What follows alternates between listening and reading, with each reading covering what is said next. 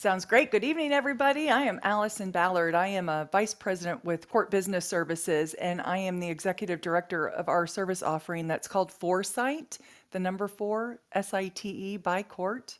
We're a space utilization and occupancy study platform helping corporate real estate leaders understand how to optimize their existing space and their existing leases and get the data that they need to drive decisions to make any kind of changes to their real estate portfolio going forward.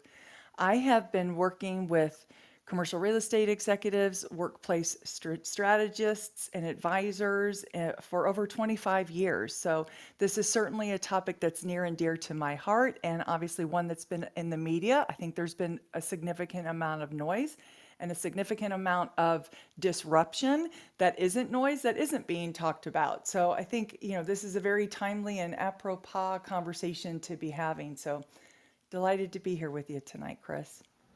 Thank you so much, Allison. And Melanie, over to you. Yeah, thank you. Actually, this is my very first time being on the stage at Clubhouse, so I wanted to thank Kim Douglas and our team for kind of preparing me for this and just the new experience. Um, I have a really neat role at court. I support our commercial real estate partnerships across the US. So I'm happy to share a few thoughts that's kind of resulting from my work and conversations. I think that Chris, you and Allison are both right. There is a lot going on, and some of it's just the media talking. So we'll touch on a couple points around that. But I typically support project management teams, brokers, both on the agency leasing side and tenant representatives, along with landlords, and more than ever before, working with flexible office providers. That's a big topic in and of itself. So Mhm. I think I have a few interesting perspectives to share with the group. I'm super excited to hear it, Melanie. I've heard Allison be able to speak so eloquently. I'm excited to see you throw your hat into the ring here. Tonight, ladies and gentlemen, we have an amazing discussion yet again. But before we dive into the questions here, I do have to give a big shout out to Court. Court, not only are the guests coming from Court and they're going to be providing so much data and insight on this discussion, but they're also our sponsors here today for Tech Talks Global. So I have to give them a big shout out and thank you. In this conversation, and especially in today's day and age, the work employees choose to perform in an office space is completely different than what they do remotely. Foresight by Court provides actionable insights about how they adapt your office space. So if you want to learn more, there's a link at the top of our heads there. You can click on it, foresightbycourt.com. That is the link. Check it out.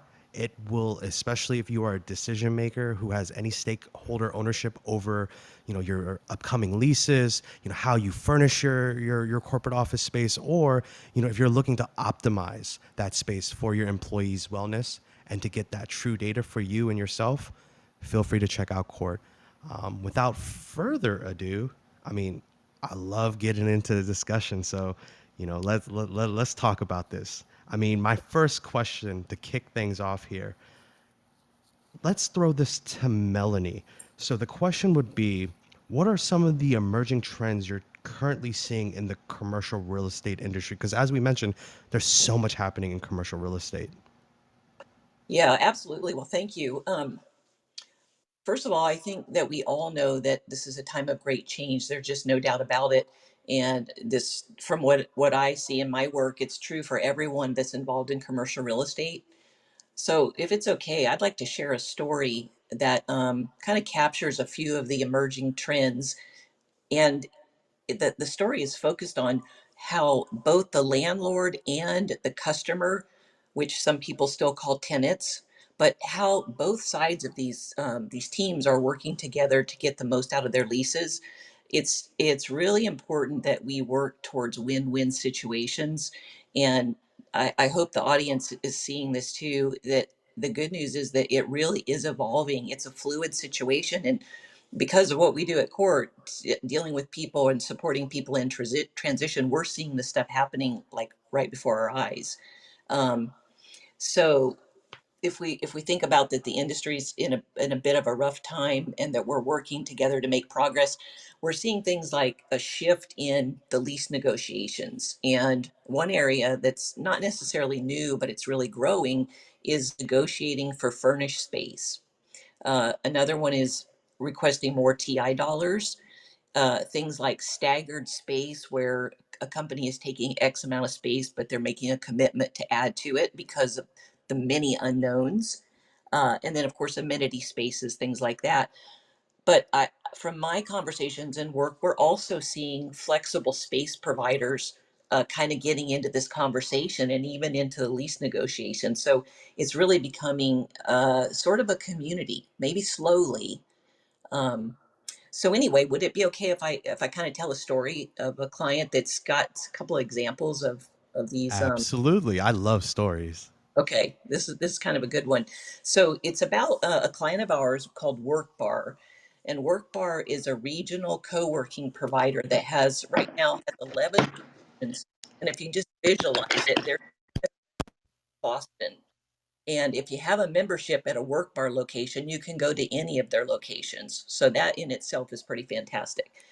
But Work Bar realized that they were collecting lots prospective customers who were really trying to figure out what they need in the way of an office. And so they said, we're really becoming consultants. And I'm sure some of the audience can relate to the type of questions that the Work Bar team were receiving, because it's all of us. It's things like, should we renew our current lease?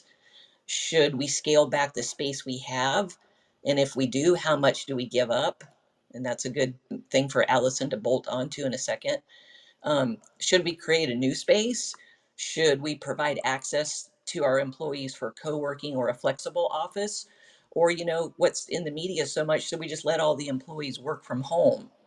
And so this, part of the story is that in reality, these companies were coming to Work Bar looking for their solution.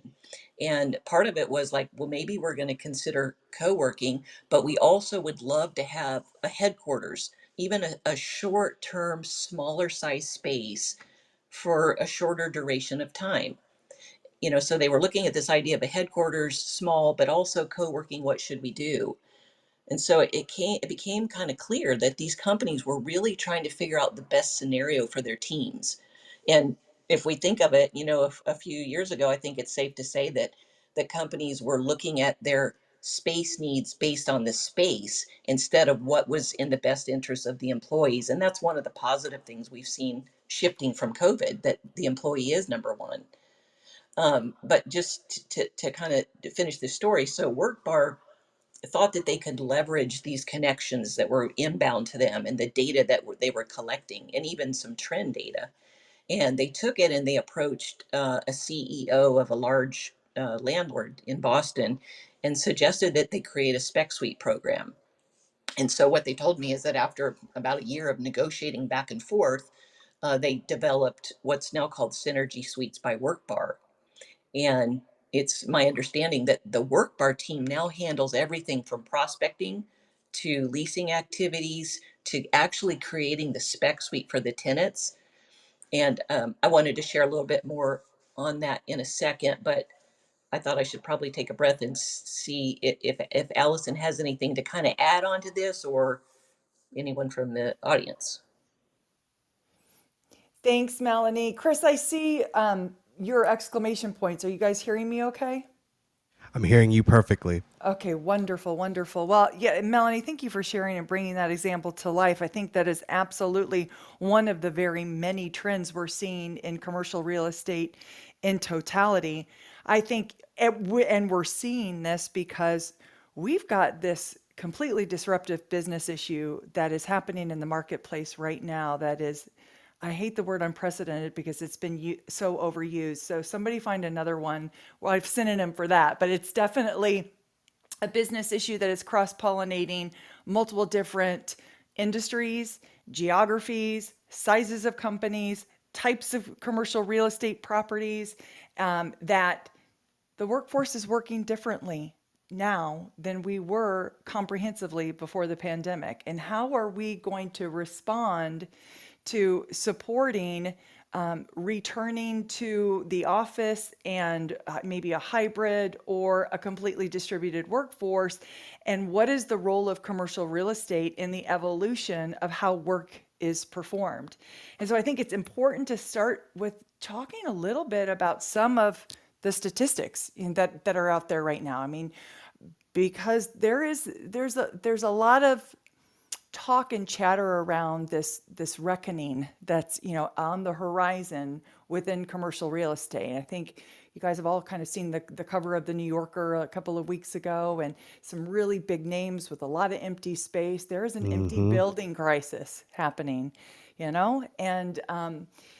within the next 2 years, I think Politico has been reporting that there's going to be 1.5 trillion dollars in real estate mortgages that are coming due. And so, how's the marketplace going to respond to that, particularly when we are still seeing comprehensive utilization data in North America of office space during working hours, typical working hours being less than 20%, which is less than half of what it was pre-pandemic. I mean, we had an occupancy issue before the pandemic, and it's just been exacerbated by the pandemic.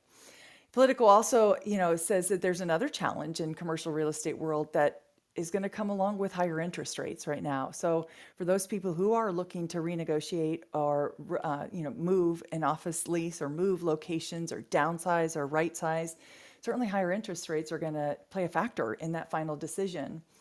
And then when you come look at the importance of that tax revenue and the importance of the ancillary services that support the corporate office, right?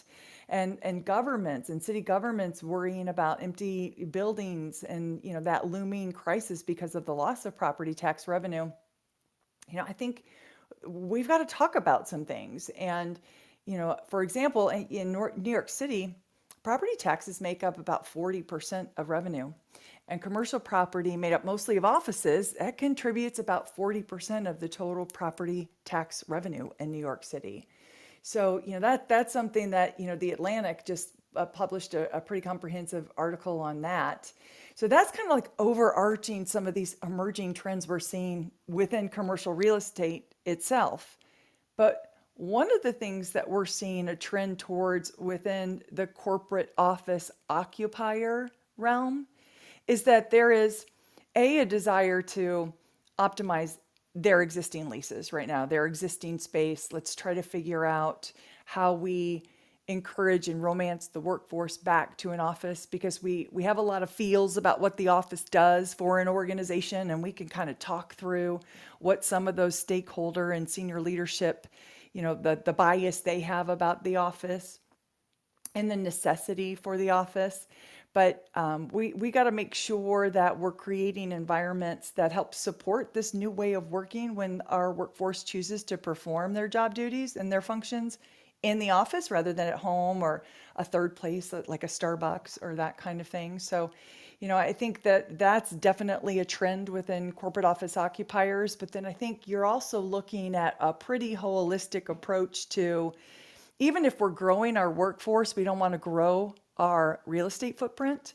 Or, there's also the desire to right size portfolios and maybe consolidate locations. Or there's also this big trend that you're seeing that's more of a flight to quality, it's called. So they're going into spaces that are far more amenity rich than they have been historically. So, we're seeing something like a new lease, even 5,000 square feet, smaller leases from major organizations, the C-suites and the commercial real estate executives and real estate executives within the corporate office occupier world. Within those organizations, they're all very, very intimately involved in these decisions, because it's hard to guess, about what's going to transpire in the next 2, 3, 4, 5 years. And what we're really seeing is that now there's, and particularly from the foresight perspective, there's this requirement to have data to drive these decisions. And what does that data look like? And what's the right kind of data that we're getting? Because reducing space by too much or retaining too little of it will have a phenomenal financial impact on the organization. So yeah, you have to measure it, because if you're guessing, it can be incredibly costly to the overall organization.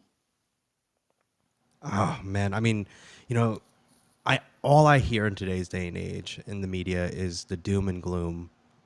Along with people, of course, for whatever reasons that they want, to be able to push back on any type of even hybrid, right? Which I actually kind of prefer.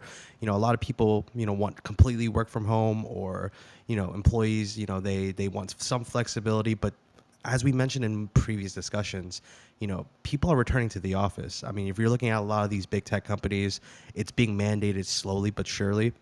And as we continue to see it, I've just from my own perspective, because I'm not in the space like you, Melanie or Allison, but it's been a lot of doom and gloom. But some of the stuff that you just mentioned, Allison, regarding that data and just seeing it from that lens of like what is happening behind the scenes when it comes to the commercial real estate owners of these office spaces, how they're incentivizing the workspace, and to see that that's actually still happening and deals are being made on these leases. I mean, that's something that I actually didn't know a lot about. So thank you so much for bringing that up. I have a question for the audience, because I see Melanie's photo there, right? And it says hashtag FAAS. So I'm familiar with SaaS, right? Software as a service. I'm familiar with almost everything, like AI as a service. There's so many things as a service. But what is fast, Melanie? And before I go into what is fast with you, Melanie, I actually want to ask the audience: has anyone heard of FAAS? I would assume that it is furniture as a service, knowing what Court does. But if you've heard of furniture as a service, put a one in the chat. Put two if you haven't heard about furniture as a service, because that's something that's interesting, right? Furniture as a service. Typically, you think, oh, if I'm buying furniture, whether it's for yourself or for your office real estate, I mean, you just buy the furniture, right? But I mean, if you're looking at it from a software as a service perspective, right? Furniture as a service would mean that it's literally, I would assume, furniture as a service, meaning that it provides you somewhat on a monthly recurring cost, I would assume, to be able to lease out the furniture versus having to put out the capital expense to buy furniture. That's my guess. I'm gonna let an expert take that over. But if you've heard of furniture as a service, put a one in the chat. If you have not heard of furniture as a service, put a two in the chat right now.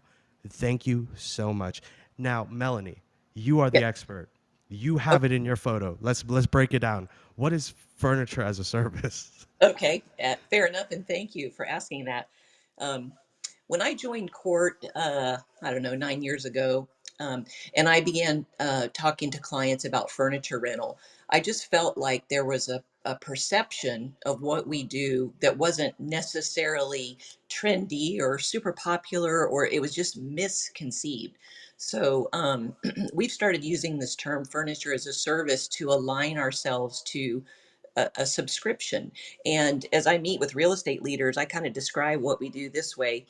If you think about how Uber changed transportation and how Airbnb really disrupted hospitality, and you think about the global mindset shift that had to occur in order for us to start getting into people's cars and driving around town.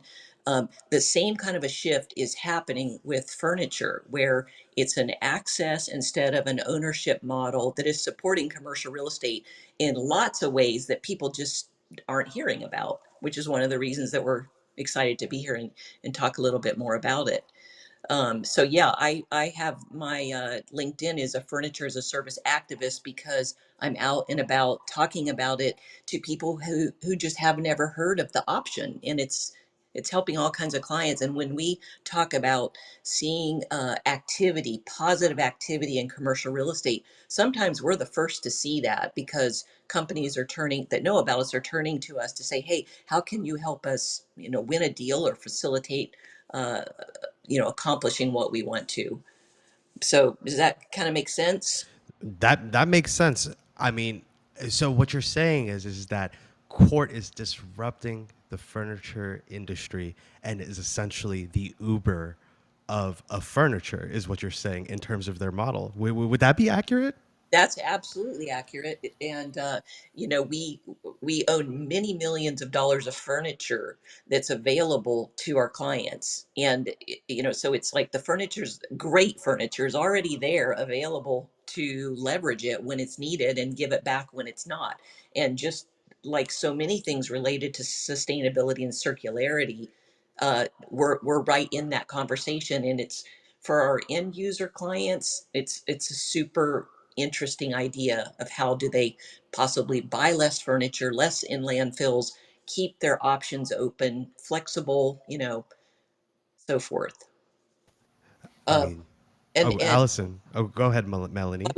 they, Scotty said it would be great for residential. And our three divisions in our company are trade show and events. Most every major trade show in America is furnished by CORT, but no one knows it. And second, or the people attending don't know it. The second is our workplace division, and then for multifamily and residential. So we have lots of different kind of furniture to support different needs. Allison, I saw you on mic jump in there for me. Yeah, just access versus ownership. I mean, I think that's what the new industrial revolution is going to be, right? That's what we're all doing. We're subscribing to Spotify. We're subscribing to streaming services, and we're leasing cars. And we have a lot of mobility in a lot of different generations right now that don't want to. They want to stay nimble and go from one place to another. And the same is happening now. You see some of these trends, they transpire.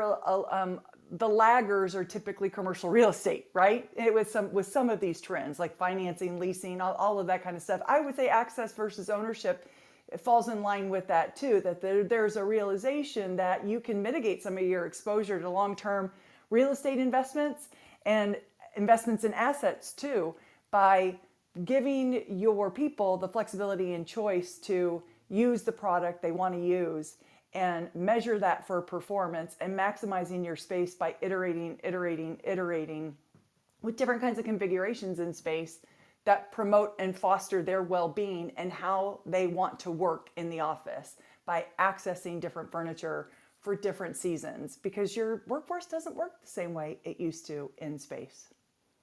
That is so awesome. I mean, for those who don't know, Court traditionally started off as a furniture as a service company, helping furnish so many different corporate offices. And I didn't even know about the whole events, Melanie. I mean, that's something that I mean, I guess it's the event trade best kept secret, that you guys actually furnish a lot of the events in the US. That's phenomenal.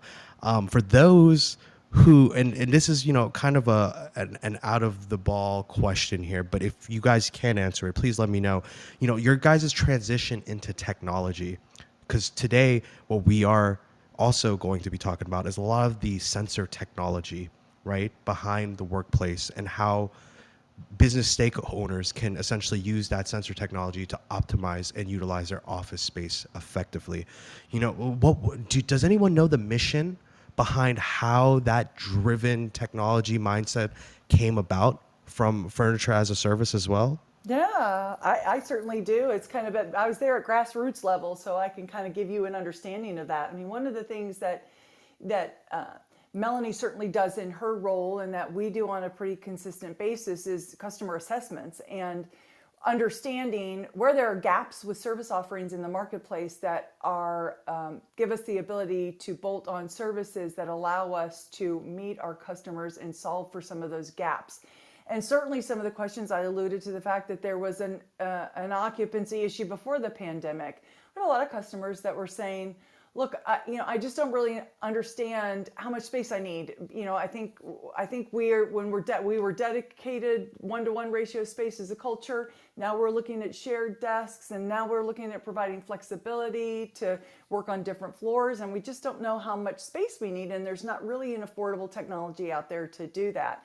And I will tell you that we have iterated on our platform in a way, and as part of the Berkshire Hathaway family of companies, you are all well aware of the fact that Warren Buffett isn't a really huge fan of investing in technology. So for a Berkshire Hathaway company to see the value in what we could do to support our current customers achieve a solution and a strategy for one of their big and overarching problems to solve for of the day was really a great thing for us to be able to do. And the pandemic has only accelerated the requirement for this kind of technology. And our platform is a little different because we want to be more aligned with who we are as an organization in terms of our brand and our mission. And overarching, flexibility is the future. We are firm believers and proponents in that. And so the sensor technology that is Foresight is a technology point solution that is solving for this problem of the day. They're motion event sensors that are giving derivative information in 5-minute increments across many different delineations of time and location about how your workforce is interacting and delivering you the data on a reporting schema that allows you to slice and dice the information however you want to see it.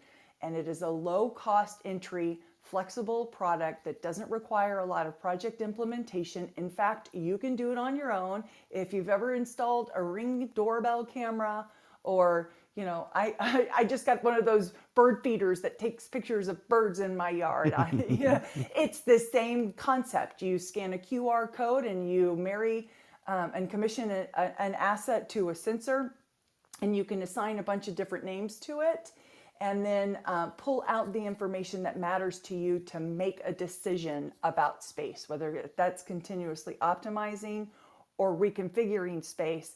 And then you, as an end user, have the ability to redeploy as flexibly as your furniture and your people are using the space. So that's one of the, it is definitely in line with our mission to be an indispensable resource to our customer base, and our mission to provide flexibility and choice to our users. I love that. Thank you so much for answering that, Allison, for us, because it's very important. And we've talked about it a lot in today's discussion earlier today. And for those who didn't see that discussion, you can come to the Tech Talks global page and hit the replay after this event to check out what exactly we were talking about.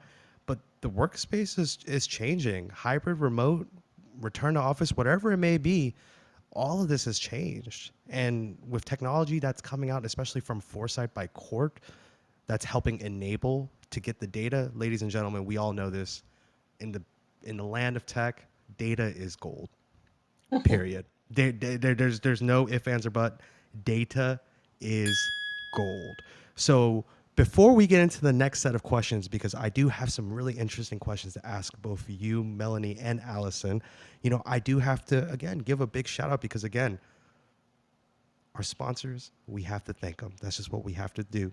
And remote work, hybrid workforce is here to stay. Ladies and gentlemen, you heard that again. Remote work and hybrid workforce are here to stay, and that is what we talked about earlier today. Foresight by CORT helps decision makers gain actionable insights and make data-driven decisions about how they adapt to their office space. Learn more at foresightbycort.com.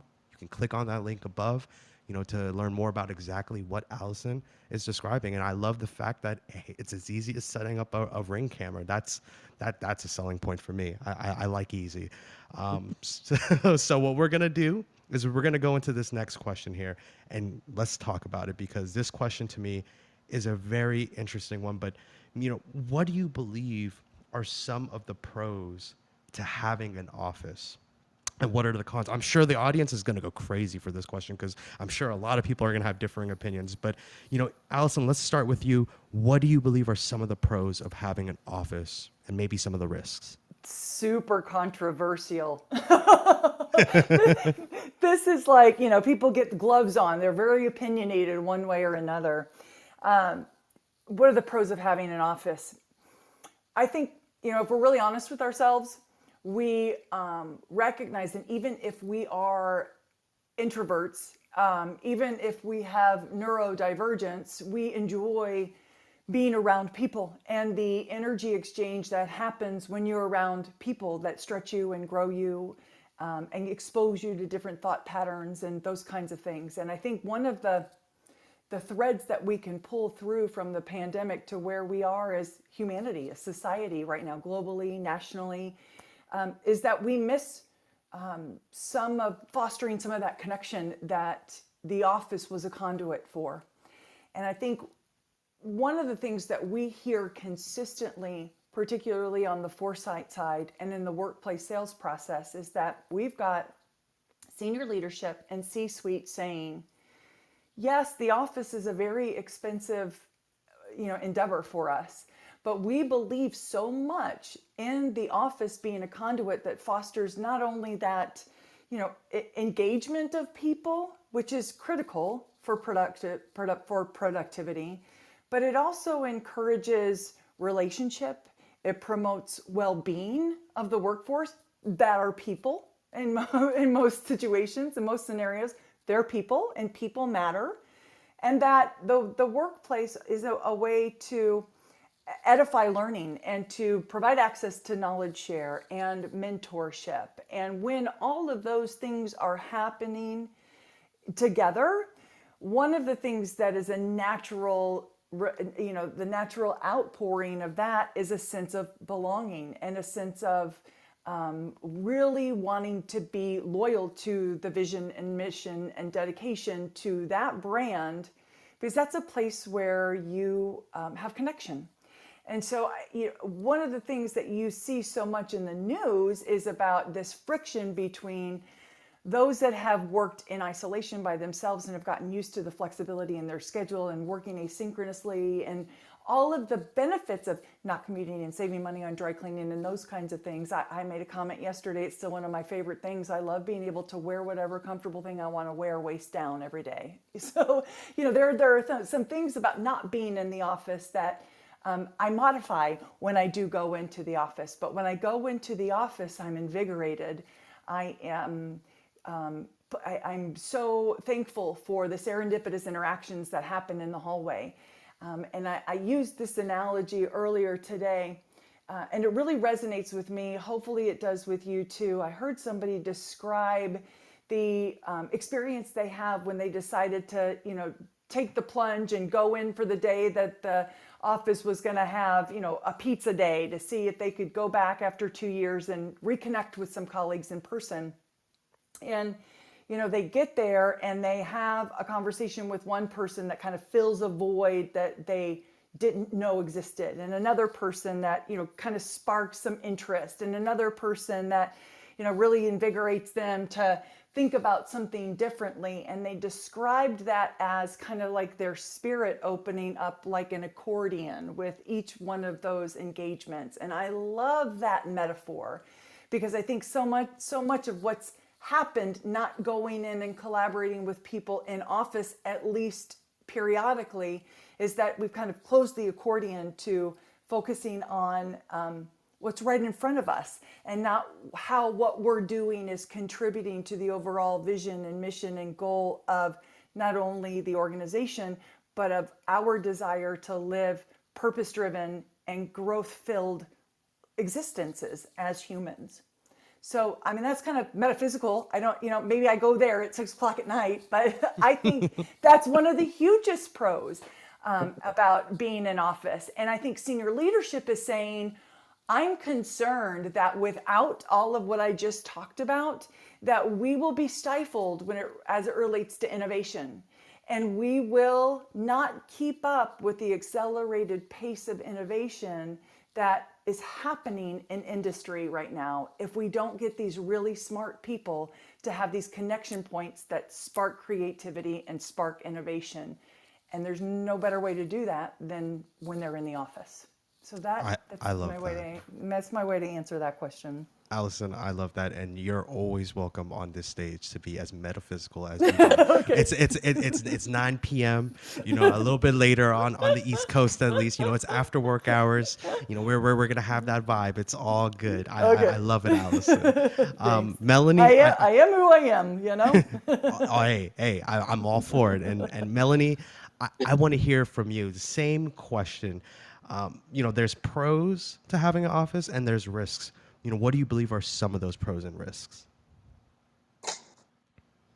Well, first of all, I didn't finish my work bar story.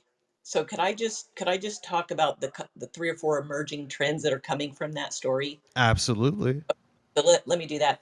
So you think about what's happening is a co-working company in that scenario is providing leasing services and partnering with a landlord for a segment of their inventory. So that's somewhat new to develop a relationship like that and take on leasing just a segment of their inventory. The second thing is that the customers that we're calling on WorkBar are opting for two kinds of spaces that are both flexible in nature. So this flexibility allows them to make decisions going forward without being tied to space long term. They have access to co-working space and they have a spec suite for 12 or 24 months. That's kind of a new emerging trend. The third is that the landlord themselves partnering with this nimble team that really specializes in small space. Um, that's another thing that's happening. Um, just a kind of an aside on this is that a JL agency broker was telling me not too long ago that it's really better to have 5 2-year terms than it is to have a that to like wait and wait for a 10-year term of leasing space. So I guess my point is that space, how it's leased, who's leasing it, it's this is all emerging is kind of new. Um, Interesting. So you're saying that the advice is to don't wait for a 10-year lease, but actually get 2 5-year leases, and you can come well, out on the better side of that in a better deal. yeah, and these are primarily related to smaller speculative suites that might be 3 to 10,000 square feet. But it was just a little bit of a turn of if the customers, the tenants, are wanting shorter term leases, then the landlords need to be ready to wheel and deal on that, and they're starting to do that. And then when you look at this changing scenario of the different players that are getting involved, it's just that's an emerging trend, and I just wanted to throw that out there. That's good information indeed for anyone who is in that decision making stakeholder ownership. Um, some good advice that Melanie just dropped. She dropped some major gems, as I would call it, in the land of Clubhouse. So, bravo, Melanie. And I still got to ask that same question though. I mean, you know, pros and cons of having an office because it's a hot topic. I mean, is there any risks there? Is there pros? Can you tell us a little bit about your insight there? But I think my insight is that relationships, collaboration, bumping into each other, I just think that's important. I believe every situation is probably a little bit different, what the company is, what their culture is. But I feel like, looking ahead to the next couple of years, having an office of some sort, it's just not going away. Um, and I think the risk of not having it is you lose that opportunity for mentoring, um, joy. I just can't imagine that we would get rid of offices. And so, yeah, I think Allison pretty much said everything you could say on that topic, and she's so eloquent with it. I haven't even had wine, so just wait until I get a glass of wine in me. Just teasing, just teasing. Mel, I think I love hearing some of those emerging trends. I think, would you have thought 5 years ago that, companies that are broadly recognizable in, Fortune 100 companies saying, look, I want to go into a spec suite for a temporary period of time for this solution, for this project, for this. I mean, that just was kind of unheard of. And we are hearing that more and more and more, landlords wanting to know how to activate underutilized space and getting super creative about it. So I love hearing some of that stuff that you're hearing in the marketplace. I Yeah, do and think. can I just add on to that when you talk about the furniture as a service model or rental furniture, whatever you want to call it, it's a perfect fit to support those types of situations where somebody's going to be in a space for 12 months or 24 months. They don't necessarily probably should not buy furniture. And this offering that we have allows um, the commercial real estate leasing team to have some options to negotiate and provide everybody what they want. And I see some information in the chat there about it's not a new term. That is absolutely right. Court's been around for 50 something years. What we're saying is that there's a lot of people that have no idea that it exists, and so that's what we're trying to say here is our mission. We're out with clients every single day that have never heard of this, and so that was the message. Thanks for clarifying that, Mel. I think that's a great point. So I talked about all of the pros that I see, and I think I have a bias because I appreciate those interactions in the office, and I miss them when I don't get them as frequently as I have in the past. But I do also appreciate the hybrid, the flexibility around that too. And I think when we're in this labor shortage talent war, great resignation tail end, like that kind of thing, I think we've got, a lot of stakeholders and HR execs saying, get your foot off the gas on that, mandate full back in office, because we're going to lose people if we do that. And I think for some level of employees, there's a lot of opportunity out there to go find remote jobs, and they'll dig their heels in and won't want to return to an office until there isn't a labor shortage, and they still need a paycheck. So I think that, that's some of the risk, is just mandating this full RTO in a competitive job market is risky. And I think that one of the things that we're all benefiting from is kind of this cultural shift of, let's look at the employee's well-being, and the employee's well-being is paramount. Because if they're not performing well, it could be in large part because they're not aligned with their natural behaviors. They're not aligned with their talents. They're not. So let's drip this in, because, research is conducted recently. I think IWG was the entity that did it, that sent out of a survey, and 72% of individuals employed in office settings said that they would prioritize long-term flexibility, a hybrid work model, over receiving additional compensation.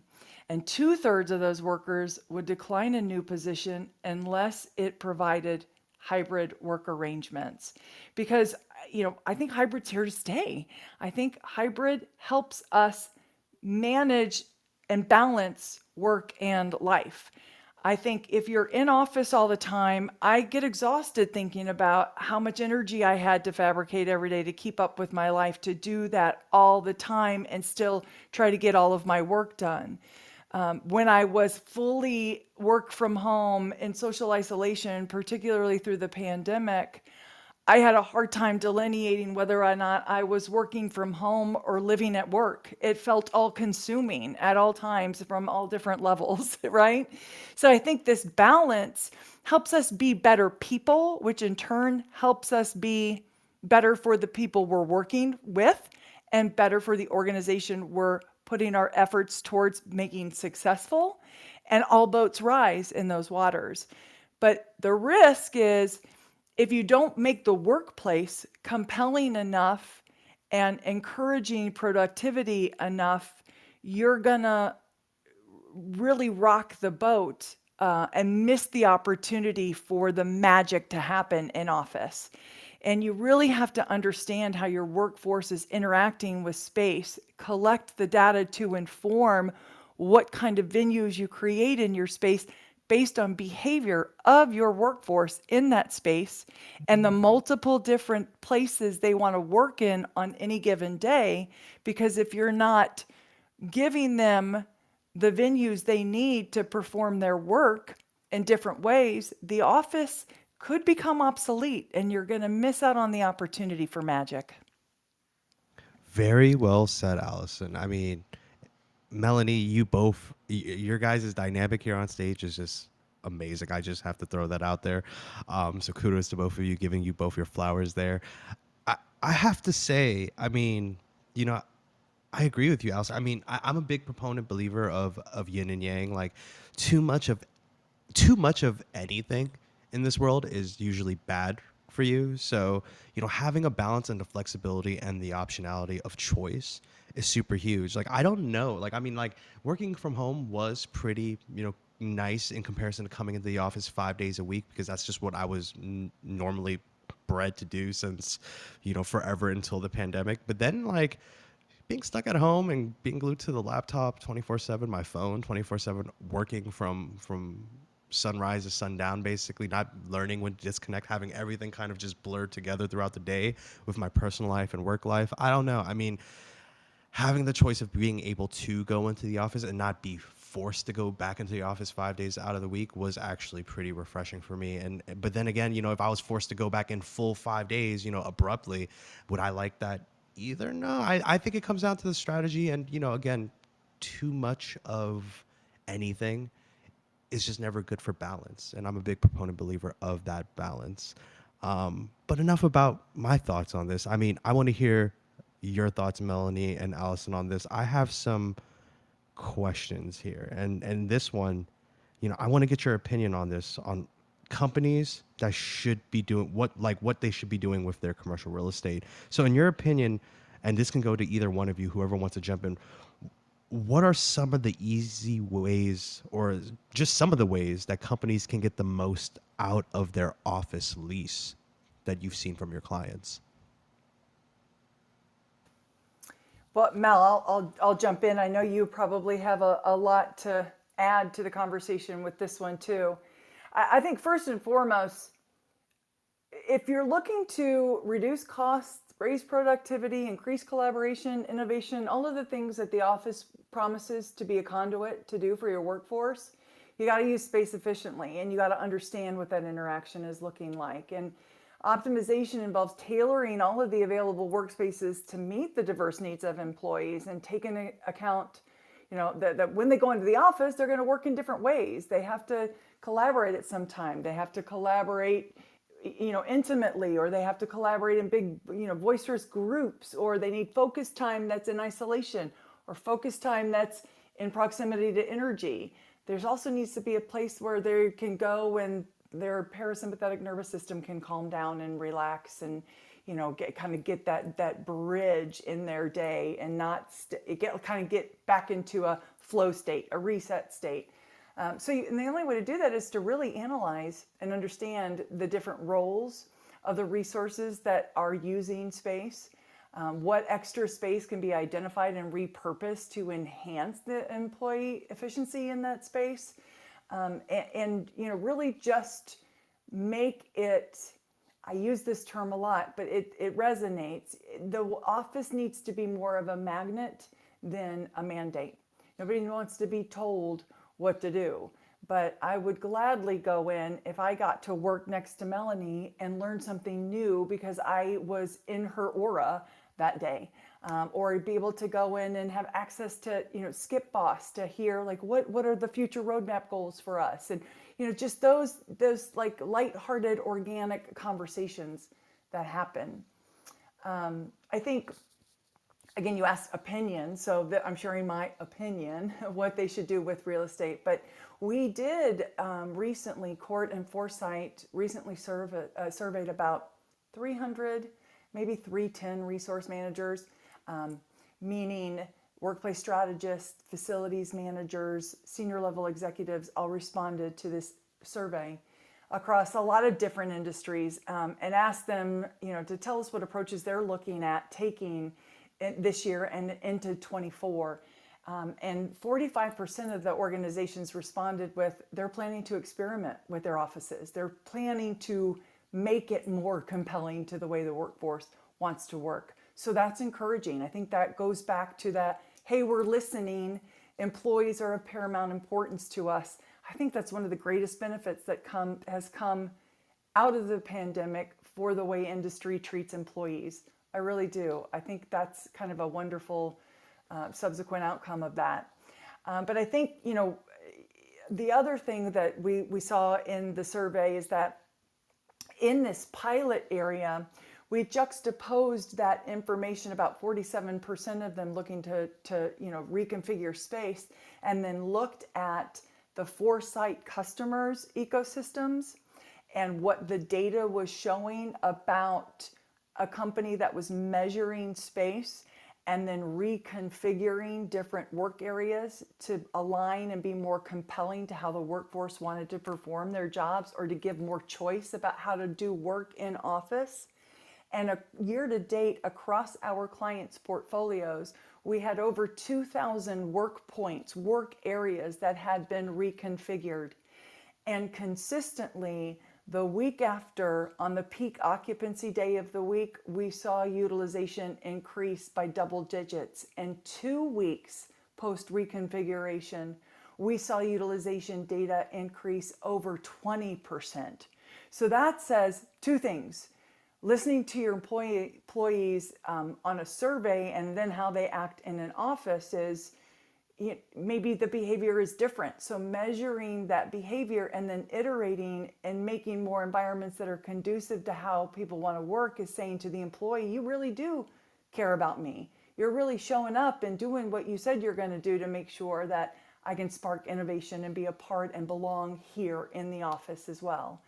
And then the other thing it's saying is that we're continuously and rigorously looking at this data and understanding that the agility of the workforce is not waning. It's evolving and evolving and evolving. So to be able to understand longer term the evolution of project-based work versus focus work versus, all of these things, we're nimble creatures now, and we're accustomed to flexibility and choice, and we're only as a workforce going to want more and more and more of that. So I think that's really some interesting data sets that we've been able to juxtapose against the survey and against our actual client environments and their space utilization data. So interesting, I think, anyway. Thank you so much for that, Allison. And Melanie, same question to you. In your opinion, what are some of the ways companies can get the most out of their office lease? Well, I think I come at this a little bit differently just because of what my role is. But one of the things that we are helping some of our clients with is sublease space. I mean, the amount of sublease space on the market right now is almost at an epidemic level.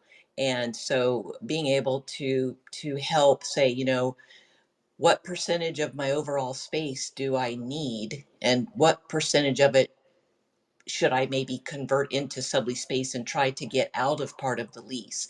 Like those are the discussions that are really truly happening right now of portfolio evaluation. And, just like the work bar story, or should we keep our space? Should we reduce it? Do we go part-time to a flexible environment? And so we work with some of the leasing teams on how to help their clients maybe furnish a space and gain a higher square footage cost for it, that kind of thing. Um, I know that we're running down on time, and I just wanted to. I think this kind of relates, but there was a report from CBRE that came out yesterday, a headline that probably got a lot of people's attention, that said most US office buildings are more than 90% leased. So even though we see headlines about the amount of sublease space, which are real, what they're saying here is that 2/3 of all office buildings were more than 90% leased as of Q2 2023, and that it's only 10% of all US office buildings that account for the 80% occupancy loss. And so in some of the markets I travel to, those are the cities that are having a real struggle with vacant space and need help what to do with their, their space in their portfolio. But there's a lot of good news too.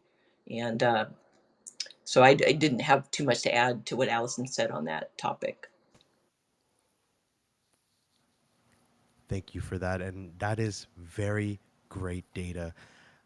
Ladies and gentlemen, I know we are getting down close to the hour here, and we said we were only here for a good time, not a long time.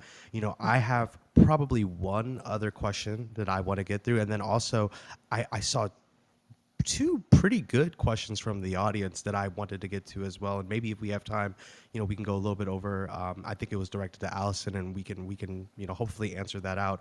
But before we get to our last question here, again, got to give a shout out to our sponsors, CORT.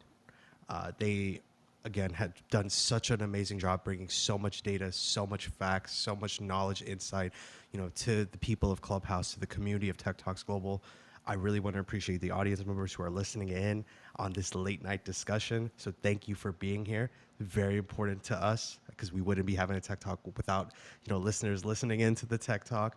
But what we've gotten down to in many different facets, whether it's hybrid versus remote versus return to office versus what's happening in the commercial real estate space, the workspace has changed dramatically. So optimizing your your office space with foresight by CORT's affordable workplace utilization technology and flexible furniture solutions makes a lot of sense. To learn more, click on that link above our heads, foresightbycourt.com. Feel free to read more into it. We're going to get right back into this because I know we are waning on time here. And I want to ask one last question before hopefully we can get to the audience questions here. But this one, Melanie, I want you to take this one first. What outcomes do you predict seeing in this industry in the next 2 to 3 years? That's a big question. And I think if we asked everyone that's here in the chat for their answer, we could get a different answer from every single person. But I believe that we will see a shift in the real estate portfolios to right size them. And I mean, I think that the focus really is back on the employee, and we'll see a shift towards things like providing quality of life, so less commute time, and flexibility, so when and where we work, hybrid model basically. And I think that we'll see a more and more co-working hubs and flexible space integrated into real estate, and where we work, but also that the office isn't going away because we need it. And we've talked about it already, of team collaboration, employee development for sure, um, time with our colleagues, inspiration, all of that. And when you have conversations with workplace strategists and commercial real estate leaders who are helping their clients, that's where the area I work in, you see that those conversations really are happening, that employers know that they have to give employees these things. We've come to expect it now. And so it's looking at that part of the employee and aligning the real estate to it instead of other way around of how it was, several years ago. So I think that for sure. Secondly, just to kind of be short here, is spec suites. Oh, we're on fire right now helping clients with spec suites, either as part of lease negotiations or just companies wanting to have a shorter term furnished space. They don't want to have to think about the furniture. They just want to work. So I think that would be one. And this is kind of an interesting thing where, as we have these buildings that are struggling, there's just such an anticipation that we will see a transformation of the buildings themselves. So office to residential, we're kind of seeing that now. A newer Mhm. one is office to industrial. Whoever thought that offices would be converted into industrial space, but that is happening. And then the last one is office to farming. And I live on a chestnut farm. We raise chestnuts. And so for me to think about, hey, buildings in Chicago that are converting to farming operations is just fascinating. So those are a couple of things that I think we'll see. Awesome. I retweet, I guess. I think, everything that I was thinking before, Melanie, you've certainly talked about that. I would love to, where we can see instances of buildings in New York City that could be converted into residential. I think that also will bring vibrancy back and well-being to the people who live in, New York City, the cities, and industry back and services back, and hopefully all of the good things that go along with that too. I think that there's also an opportunity to be creative about solving some problems that we're having in this country, and particularly with the homeless issue, and how we might be able to look at real estate differently to try to create environments that help people get back on their feet. If anybody has any creative ideas around that, I would just send all the good juju into the universe for you to, figure out a way to deal with that, because I think that that's going to be an increasing problem with climate migration and cost of living and inequality and that kind of thing. So I'm hopeful that we can repurpose some of these buildings that were once meant to be one thing into other things, whether that's residential or caring for our fellow humans in new and interesting ways. I think you're going to start seeing corporate office occupiers integrate far more of that residential. Is that the phrase that's been out there, Melanie? That we're looking at things like hospitals and schools and, corporate offices being a little bit more balanced, less hardline, less sterile, less and more biophilic design, very, in tune with parasympathetic nervous system in design elements and that kind of thing. So I think that that's going to be something we're going to see more and more of. Again, all making the well-being of people your greatest resource, the most important thing. Like you just said, Allison, retweet for you, retweet for Melanie, or I guess is it re-X? I don't know. Elon's doing some interesting things. That's besides the point. I have to give a +1 for both of you. Thank you guys so much for all of your insight here. Um, I know we're at the over 1 minute mark here. Allison, are you okay with taking a question from the audience? If we can make it quick. Well, and you're giving me an opportunity to say no and not look like a schlep rock. I have to do it. I got to do it for the community. Okay, It's a good question. I'm happy to answer a question. I'm just being silly. It's 7 o'clock now. Well, we'll make it quick. I know you're on the clock here, so we'll make it as quick as possible. The question is really good, and it was directed to you, Allison, so I'll make this quick. But do you think engagement is being avoided by the workforce for any particular reasons? And do you think that the belonging will come from furniture? I thought those were pretty good questions. I don't know. So the engagement is, repeat that part of the question. You kind of went out on me. No problem. Do you think the engagement is being avoided by the workforce for any particular reasons? Well, that will go direct thread to management, leadership, corporate culture. I think if your people aren't engaged, there's something that is motivating them. It takes energy to not be engaged. It does. It takes a level of energy to do a good enough job. And I don't think as human beings, if we believe in something, that we always want to perform to least common denominator. So I think if there is a lack of engagement, I think that is a coaching opportunity and an opportunity to get that person more aligned in a job function that's aligned with their natural drivers and where they feel like they can work in the flow of what they're good at. Because I think a lot of times we disengage when we feel like we are incompetent and there's nobody there to be authentic with to work through that learning and growth challenge. Awesome. Thank you so much for that answer. And last one is how do you think belonging will come from furniture? Well, I think that belonging, the office, I think opportunities that foster and encourage engagement. I think, there's kind of the squishy around, emotional intelligence that it can never be, replicated by, giving you a different chair to sit on, right? So I think but creating environments that will align with being vibrant or energizing, and the furnishings are aligned with that, and that there is behavior that's modeled within the workplace about what that venue is for, then I think people are more open to be authentically them and vulnerable with their challenges or just, what's happening in their life or what they thought of the Barbie movie, like whatever that is. That is a conduit that fosters engagement and conversation and knowing and to be known. And alongside of that, the natural progression of that is a sense of belonging.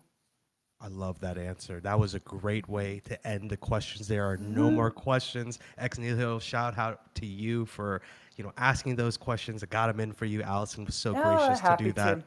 Thank you so much, Allison. I hope you guys all have a wonderful evening. Thanks for spending part of your night with us. Thank you, everybody.